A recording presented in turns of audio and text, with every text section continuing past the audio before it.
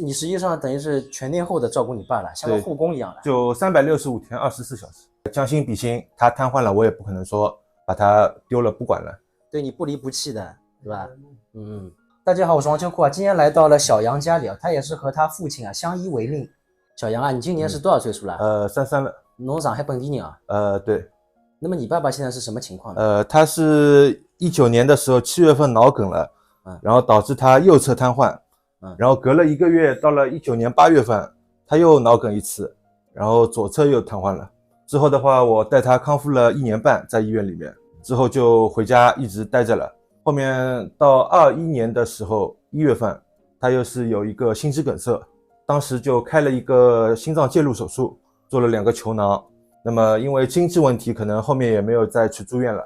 到了22年1月份呢，家里长护险请的长护险，一个就是家里有阿姨来看，带他康复锻炼一下的。结果呢，就是在带他到楼下去的时候不当心，就是把他弄到地上摔跤了，摔了一个腰椎骨折。那么所以现在就等于一直躺在床上了。实际上你已经是7年没有上过班，在照顾你父亲了。对，实际上的话应该是7年了，因为在他发病前2年。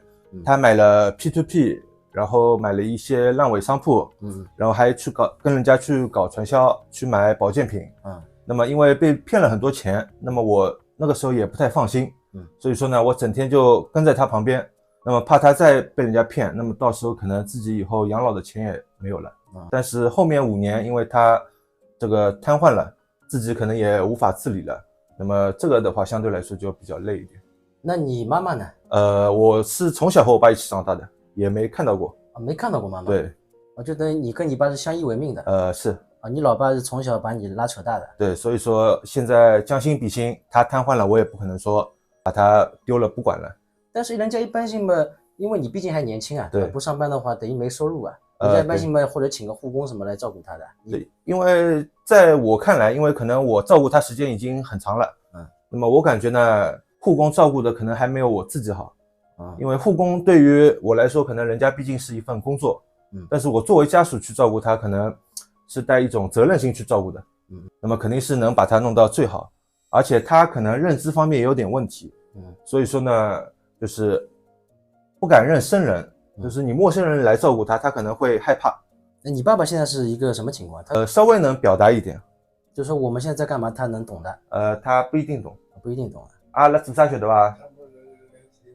阿拉采访，就是人肯定爬不起来了。人可以，就是我可以把他抱起来，然后比如说他平时上厕所，然后我就扶着他，搀到那个厕所。那么这个走过去再走回来，那么也相当于带他锻炼一下。小杨，这个都是你自己烧的吧？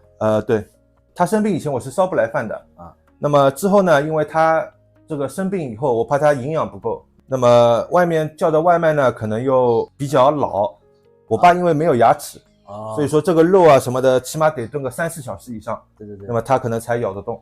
另外自己家里烧呢也放心一点，那么给他有营养了，可能他身体也就补得稍微好一点。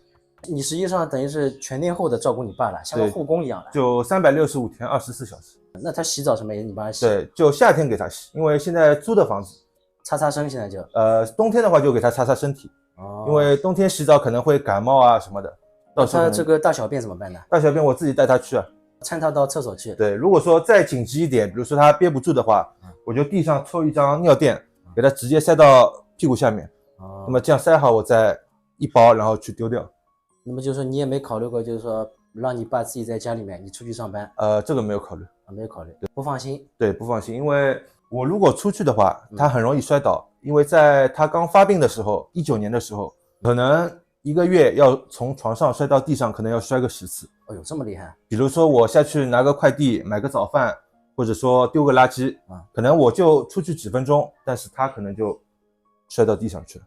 你现在等于是寸步不离了，有点。对。